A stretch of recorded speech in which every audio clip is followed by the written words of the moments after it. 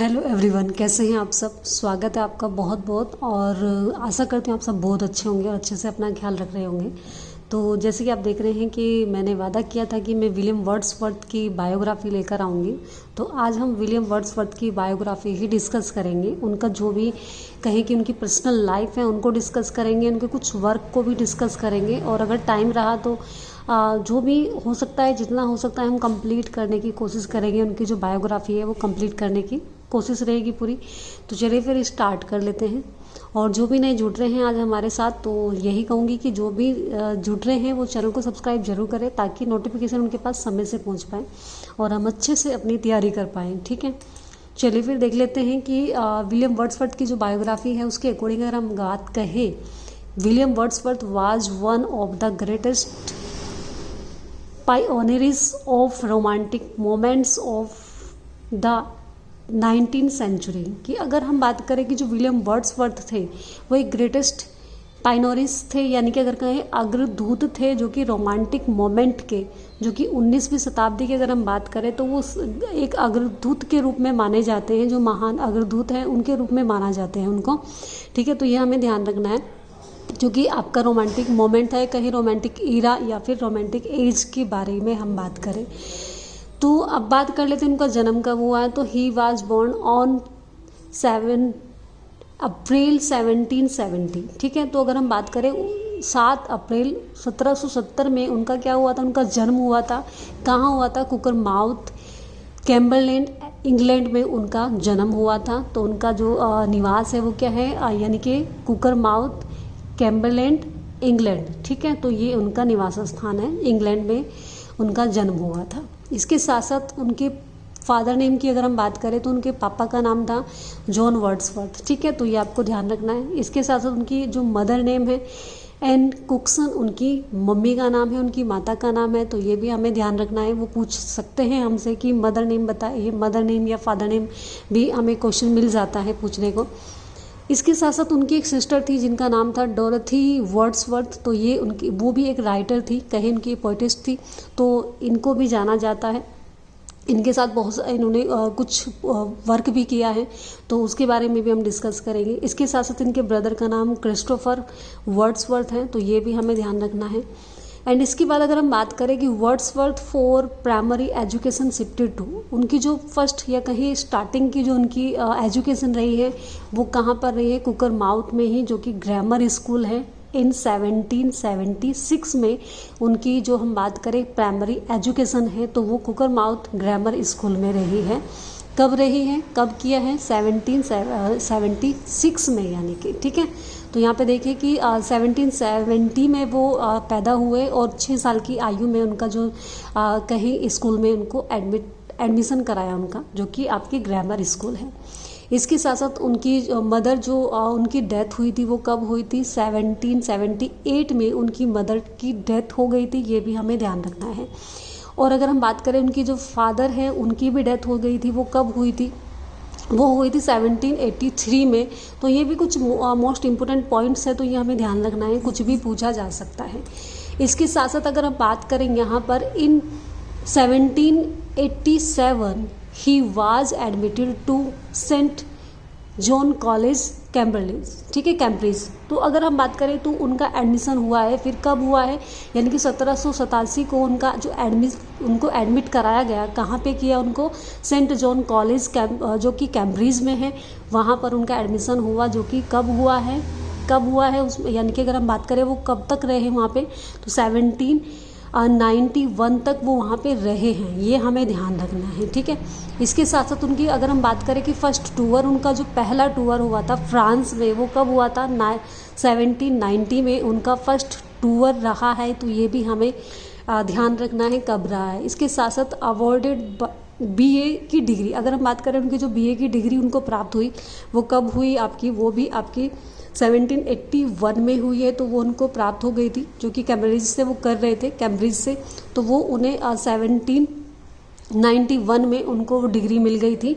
And इसी के साथ साथ एक और यहाँ पे वर्क हुआ है कि उन्होंने क्या किया है, सेकंड विजिट किया है, जो कि रिवोल्यूशनरी फ्रांस में, यानी कि वहाँ पर गए थे। तो वो उनका सेकंड विजिट रहा है वहाँ पे।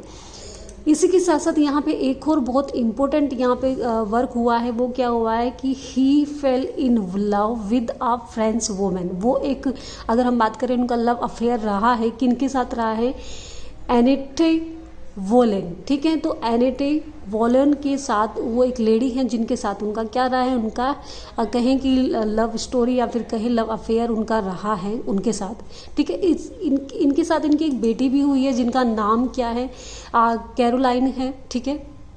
कैरोलाइन इनकी बेटी का नाम है, जो कि इन्होंने शादी नहीं की थी, लेकिन उनसे इनको एक बेटी मिली जो कि बेटी हुई, तो उसका नाम क्या था, कैरोलाइन। तो ये भी पूछा जा सकता है, कई बार आता है क्वेश्चन, तो ये हमें ध्यान रखना है। और जिससे उनका लव अफेयर रहा था, क्या नाम था उनका एनेटे वोलेन इनका नाम था, और इनकी बेटी का नाम कैरोलाइन था, ठीक है। इसके साथ साथ he was probably the greatest poet of nature in the world. अगर हम बात करें कि इनको कहा जाता है कि नेचर इन द वर्ल्ड, ठीक है, तो ग्रेटेस्ट यानी कि अगर हम बात करें कि जो भी पूरे विश्व में, जो कि अगर हम बात करें जो नेचर के को सबसे ज़्यादा इन्होंने जो, अगर हम बात करें कि ये क्या रहेंगे, greatest poet of nature in the world, पूरे विश्व में सबसे अधिक इन्होंने नेचर पोएट रहे हैं, यानी कि लव, ठीक है, इन्होंने नेचर के बारे में ही ज़्यादातर लिखा है, तो इसलिए इन द वर्ल्ड की अगर हम बात करें, ठीक है, तो सबसे अधिक यानी कि इन्होंने नेचर के बारे में लिखा है। डी क्वेंसी कॉल्ड वर्ड्सवर्थ, अगर हम बात करें जो डी क्वेंसी हैं, उन्होंने इनको कहा था कि द हाईएस्ट प्रेसिस्ट ऑफ नेचर, यानी कि नेचर के पुजारी के नाम से भी इनको पुकारा था, कि इन्होंने डी क्वेंसी ने इनको इस नाम से पुकारा था, ठीक है। इसके साथ साथ अगर हम बात करें यहाँ पे कि वर्ड्सवर्थ, कॉलरिज एंड सिदी या रॉबर्ट सिदी की अगर हम बात करें, साउदे भी इनको बोलते हैं, कुछ भी कह सकते हैं, सिदी भी बोल सकते हैं, are collectively called Lake Poets. तो अगर हम इनको बात करें तो इन तीनों को ही लेक पोएट के नाम से जाना जाता है। ये आप सभी को पता भी होगा, नहीं पता तो आज आपको पता चली गया है। लेक पोएट के नाम से तीन जो राइटर या कहीं पोएट का नाम आता है वो वर्ड्सवर्थ, कॉलरिज और सिदी, ठीक है, रॉबर्ट सिदी। नेक्स्ट अगर हम बात करें यहाँ पे कि Wordsworth is known as, Wordsworth को एक नाम और से मतलब ये भी कहा जाता है कि the grand lame of lake, इसके नाम से भी इनको जाना जाता है, ठीक है, तो ये हमें ध्यान रखना है। He was appointed as poet laureate, अगर हम बात करें कि एक उपाधि होती है जो कि वहाँ पे दी जाती है उनके उसमें, तो उनको क्या कहा जाता है कि पोएट लॉयरेट की उपाधि भी इनको मिली है, और वो कब मिली है, 1843 में इनको मिली है। And remained so till date, अगर हम बात करें टिल 1850 तक उनको ये उपाधि से वो उसमें रहे हैं, या कहें कि उनकी जो डेथ हुई थी वो कब हुई थी, 1850 में हुई थी, वो तब तक ही वो पोएट लॉयरेट रहे हैं, ठीक है, यानी कि टोटल 7 ईयर वो पोएट क्या रहे हैं, पोएट लॉयरेट रहे हैं, तो ये हमें ध्यान रखना है। इसके साथ साथ अगर हम बात करें हिज डेथ, उनकी जो मृत्यु हुई थी वो कब हुई थी, वो हुई थी यहाँ पे 23 अप्रैल 1850 में उनकी डेथ हुई है। और वो कितने साल के थे, वो 80 साल के थे उस वक्त जब उनकी मृत्यु हुई है। ये कहाँ हुई है उनकी, रेडल वेस्टमोरलैंड इंग्लैंड में उनकी यहाँ पे डेथ हुई है, तो ये हमें ध्यान रखना है, ठीक है। और इसके साथ साथ इनकी बैरिड, इनको दफनाया कहाँ गया था, तो सेंट कॉसलार्ड चर्च में इनको क्या किया गया था, उनको दफनाया गया था, ठीक है, कि कुछ वर्ल्ड्स चर्च जो कि ग्रासमेयर चर्च यार्ड में है, तो वहाँ पर इनको दफनाया गया था, ठीक है, क्यूसवाल्ड चर्च में। इसके साथ साथ अगर हम बात करें कि 1793 जो कि इनकी फर्स्ट पोएम पब्लिश हुई, वो क्या थी, इवनिंग वॉक, ठीक है, तो इवनिंग वॉक के नाम से इनकी फर्स्ट पोएम पब्लिश हुई। ये कब आई है, 1793 में इनकी फर्स्ट पोएम आई है, तो ये भी हमें ध्यान रखना है। इसके साथ साथ अगर हम बात करें descriptive sketch and first tour of Tintern Abbey in 1793, तो अगर हम बात करें 1793 में इनका जो फर्स्ट, अगर हम बात करें ये फर्स्ट टूर जो कि टिंटन एबी में रहा है इनका, ठीक है, तो डिस्क्रिप्टिव टेक्स्ट्स के लिए, यानी कि वहाँ पे ये भी इनका ये भी हुआ, यानी कि डिस्क्रिप्टिव टेक्स्ट के अकॉर्डिंग भी, और हम कहें कि इनका फर्स्ट टूर भी टिंटन एबी में जो हुआ था वो 1793 में हुआ था, तो दोनों ही वर्क यहाँ पे हुए हैं 1793 में। इसके साथ साथ he was settled at down Dorsetshire. अगर हम बात करें कि यहाँ पर सेटल हुए थे, कहाँ हुए थे, रेस डाउन डोरेस्टियर इन 1795 में ये सेटल हो गए थे वहाँ पर, ठीक है।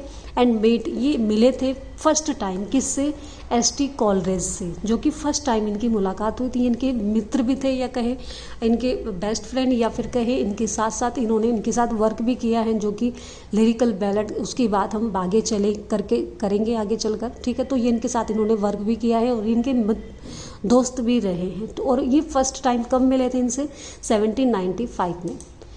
इसके साथ साथ अगर हम बात करें descriptive stage and second tour, अगर हम बात करें कि ये सेकंड टूर इनका रहा है टिंटन एबी में, शायद यही रिपीट होगी बार बार, ठीक है, चलो खैर कोई बात नहीं। अब लिरिकल बैलेड्स की बात करते हैं जो कि पब्लिश हुआ इनका, ठीक है। जो इनका फर्स्ट एडिशन आया जो कि लिरिकल बैलेड्स का था, वो कब आया, 1798 में इनका फर्स्ट एडिशन आया है, यह हमें ध्यान रखना है। इसके बाद जो इनका सेकंड एडिशन आया है वो कब आया है, यहाँ पर 1800 में आया है। तो ये इसके 2 साल बाद यानी कि आया है। तो ये आप इस तरह से भी याद रख सकते हैं कि 2 साल के बाद या 1 साल के बाद। थर्ड अगर हम एडिशन की बात करें वो कब आया है, वो आपका 1802 में आया है, ये भी 2 साल के बाद आया है। और इसी के साथ साथ यहाँ पे एक इम्पोर्टेंट वर्क और हुआ है, क्या हुआ है, Wordsworth married to Mary Hutchinson. Mary Hutchinson से इनकी शादी हुई है, कब हुई है, 1802 में इनकी शादी भी हुई है। और इनका थर्ड एडिशन भी पब्लिश हुआ था लिरिकल बैलेड्स का।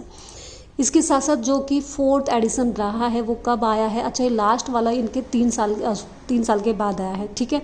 तो ये कब आया है, ये आपका आया है 1805 में आया है। तो ये आपको ध्यान रखना है, ठीक है, ठीक है, 2 साल बाद ही आपका बनता है, यहाँ पे ध्यान रखिएगा इस चीज़ को। आगे हम बात कर लेते हैं कि lyrical ballads is Wordsworth and ST. Coleridge collection of poem. ये इनका एक दोनों का कलेक्शन पोएम था जो कि दोनों ने मिलकर लिखी थी, वर्ड्सवर्थ एंड एस.टी. कॉलरेज ने मिलकर। तो दोनों ही पोइट्स ने ये मिलकर लिखी थी। इसके साथ साथ इसमें टोटल जो पोएम थी वो कितनी थी, 23 पोएम्स थी, ठीक है। इन लिरिकल बैलेड्स में कितनी पोएम थी, 23 पोएम थी टोटल। और नोट्स अगर हम बात करें यहाँ पे कि जो वर्ड्सवर्थ की कंट्रीब्यूशन था वो कितनी पोएम थी उनकी, 19 पोएम उनकी थी। एंड अगर हम बात करें एस.टी. कॉलरेज की जो पोएम थी उनकी कितनी थी, वो ओनली 4 पोएम थी उनकी। लेकिन ये 4 पोएम ही सबसे बेस्ट थी, जो कहें कि इनकी वजह से लिरिकल बैलेड फेमस हुआ था। तो इनकी 4 पोएम थी और 19 पोएम किनकी थी, वर्ड्सवर्थ की, ठीक है। इसके साथ साथ अगर हम बात करें यहाँ पर 1803 में इनका फर्स्ट टूर रहा है ऑफ स्कॉटलैंड में, ठीक है। स्कॉटलैंड में इनका फर्स्ट टूर हुआ है, कब हुआ है, 1803 में। And meet sir Walter Scott से इनकी पहली बार मुलाकात भी हुई। फिर 1808 में shift from Dove Cottage to Allan Bank Grasmere. तो यहाँ पर अगर हम बात करें ये शिफ्ट हो गए थे कहाँ, डव कॉटेज में, कब हुए थे, 1808 में ही शिफ्ट हो गए थे। तो ये भी हमें ध्यान रखना है। इसके साथ साथ अगर हम बात करें 1813 ये शिफ्ट हुए थे डाइडल माउंट में, ठीक है, अपॉइंटेड स्टैम्प डिस्ट्रीब्यूटर, ठीक है। तो ये हमें ध्यान रखना है। तो क्या है यहाँ पे, कहाँ पे शिफ्ट हो गए थे, डाइडल माउंट में। इसके साथ साथ अगर हम बात करें 1814 में सेकंड टूर स्कॉटलैंड का, इनका जो सेकंड टूर हुआ है वो स्कॉटलैंड में हुआ है। एंड इनकी एक जो पोएम है वो भी पब्लिश हुई आपकी, द एक्सक्यूशंस, जो कि कब हुई आपकी 1814 में यहाँ पे इनकी पब्लिश हुई, ठीक है। तो ये हमें ध्यान रखना है। एंड 1815 की अगर हम बात करें कि 2 पोएम इनकी वॉल्यूम आया पोएम्स का, जो कि फर्स्ट एडिशन कलेक्टेड हुआ है, तो वो आपका कब हुआ था, पब्लिश हुआ था आपका यानी कि 1815 में। इसके साथ साथ अगर हम बात करें यहाँ पे 1819 में जो कि पीटर बेल पब्लिश हुई, ये भी इनकी एक पोएम थी। तो ये पीटर बेल कब पब्लिश हुई है, ये आपकी हुई थी 1819 में। लेकिन रिटन इन लिखी कब गई थी यहाँ पे, ये 1798 में लिखी गई थी, 1798 में इसको लिखा गया था। अगर हम बात करें इन्होंने सोनेट भी लिखे हैं इसके साथ साथ, और टोटल सोनेट इनके कितने हैं यहाँ पे 523 सोनेट्स इन्होंने लिखे हैं, ठीक है। तो ये आपको ध्यान रखना है। इसके साथ साथ अगर हम बात करें 1929 में इनका फर्स्ट टूर हुआ था आयरलैंड में, ठीक है। तो ये आपको ध्यान रखना है। इन्होंने टूर भी बहुत सारे किए हैं, तो ये आपको ध्यान रखना है, ठीक है। 1838 में अगर हम बात करें the sonnets of William Wordsworth collected in one volume, एक वॉल्यूम में कंप्लीट जितने भी इनके सोनेट्स थे वो कलेक्टेड किए गए थे, ठीक है। कब किए गए थे? 1838 में। इसके साथ इनकी बात करें अगर हम यहाँ पर, जो कि आपकी 1850 में इनका एक पब्लिश हुआ था इनका वर्क, जो कि आपका द पेरिल्यूड, ठीक है, प्रील्यूड। अच्छा, ये प्रील्यूड जो इनका ये जो पब्लिश हुई थी, ये कब हुई थी आपकी, यानी कि 1850 में, लेकिन इनकी डेथ के बाद हुई थी, जो कि इन्होंने नहीं की थी। किसने की थी? इनकी वाइफ, जो कि मैरी हचिंसन, उन्होंने पब्लिश कराई थी, ठीक है। तो ये हमें ध्यान रखना है। इसके साथ साथ पोएट लॉरेट्स की अगर हम बात करें कौन कौन से रहे हैं, तो ये हमें थोड़ा सा टाइम मिल गया तो इसको भी देख सकते हैं हम।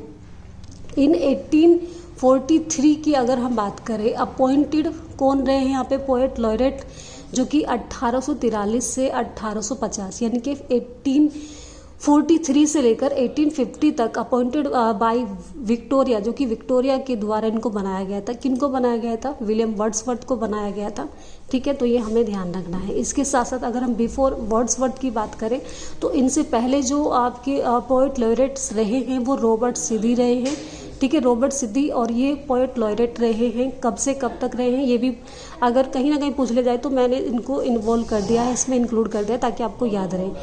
1813 से 1843 तक रहे हैं। अपॉइंटेड बाय जॉर्ज थर्ड ने इनको अपॉइंट किया था और ये 20 ईयर तक रहे हैं, ठीक है। इसके साथ साथ आफ्टर वर्ड्सवर्थ के बाद कौन रहे हैं poet laureate? Alfred Lord Tennyson रहे हैं इनके बाद, यानी इनके मरने के बाद कौन रहे हैं, कौन बने थे?